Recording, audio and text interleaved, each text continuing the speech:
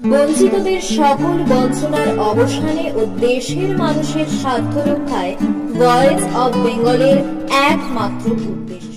আজ সমগ্র শিক্ষা বাঁচাও মঞ্চের পক্ষ থেকে ৭৭ করিমপুর বিধানসভা ক্ষেত্রের বিধায়ক মাননীয় শ্রীযুক্ত বাবু বিমলেন্দু সিংহ রায়ের কাছে ডেপুটেশনের মুহূর্তগুলি আপনারা দেখছেন। আমরা বঞ্চিত ৯১,০০০ পরিবারের কথা তার কাছে তুলে ধরতে সক্ষম হই। তিনি আশ্বাস দেন বিধানসভায় তুলবেন। আপনারা দেখছেন আমরা এখন ৭৭ করিমপুর বিধানসভা ক্ষেত্রের বিধায়ক মাননীয় শ্রীযুক্ত বাবু বিমলেন্দু সিংহ রায় মহাশয়ের অফিসে থেকেই আপনাদেরকে বার্তাগুলো দিচ্ছি।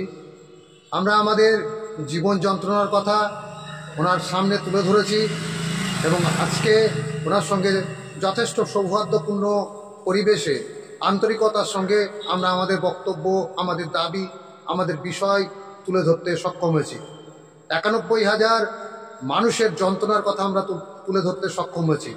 এই অবস্থায় দাঁড়িয়ে তিনি বলেছেন যে আগামী শীতকালীন অধিবেশনে আপনাদের বিষয়টি উনি নিজ দায়িত্বে তুলবেন এবং উনি এটাও বলেছেন যে তিনি আমাদের সঙ্গে, বিশেষ করে আমার সঙ্গে SMS বিনিময়ের মধ্য দিয়ে তিনি বিষয়গুলি জেনে নেবেন, আরও ভালোভাবে জেনে নেবেন।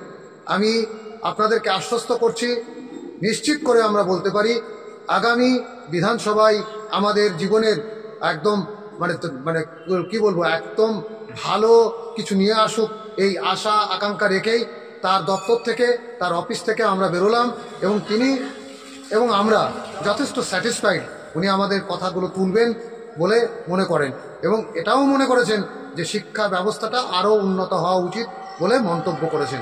ধন্যবাদ সকলকে। ভয়েস অব বেঙ্গল, বঞ্চিতদের আস্থার প্রতীক।